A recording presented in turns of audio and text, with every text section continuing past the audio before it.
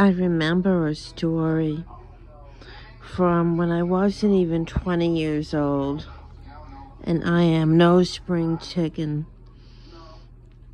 I had a physics lab class. You know, we had to take physics in the classroom, but also a lab class.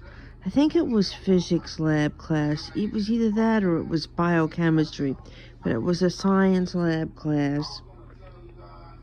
And I was good at math and science. That was always my major. And my lab partner was this girl named Sharon. She was in some of my other classes. And she was always BSing and talking. And I guess I'm virtue signaling.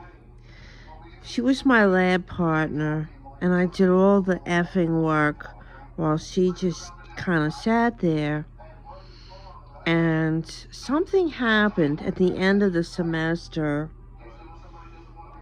It reminded me of a scene at the end of that Melanie Griffith movie, Working Girl, where Melanie Griffith puts together some kind of deal for a merger. And, who's that actress? The one that Sigourney Weaver tries to take credit for it. And at the very end, these old fart men say, well, how did you get the idea to suggest this merger? And Sigourney Weaver can't come up with the answer.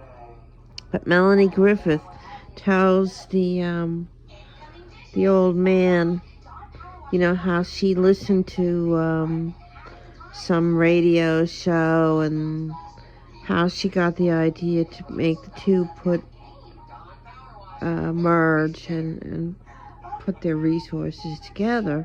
So she remembered specifically how she got the idea, because it was the truth. Well, at the end of the semester,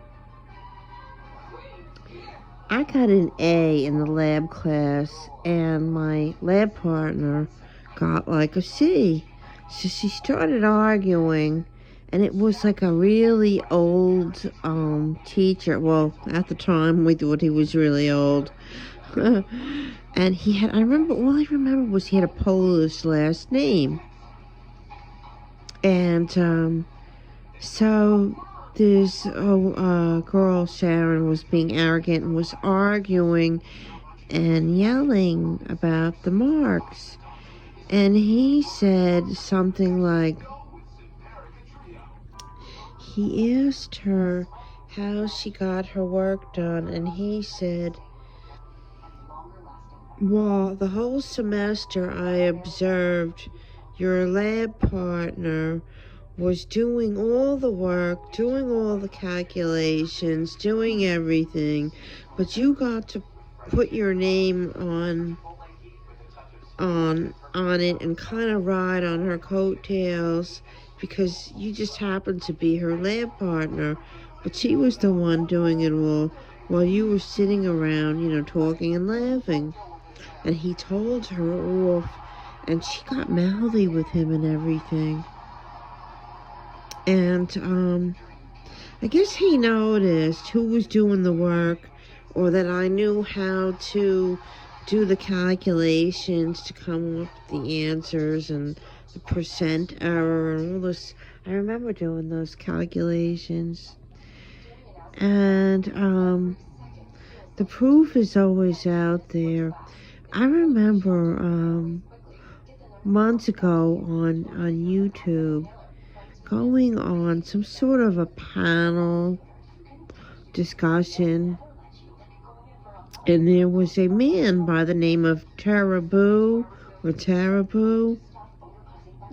there was some sort of dispute among people, and this man said he knew that who could be trusted, and he named myself and another woman named Cindy, and he said that he was fairly certain that both of us were honest, And he didn't mention the names of any of the other people that were present when this little argument went on.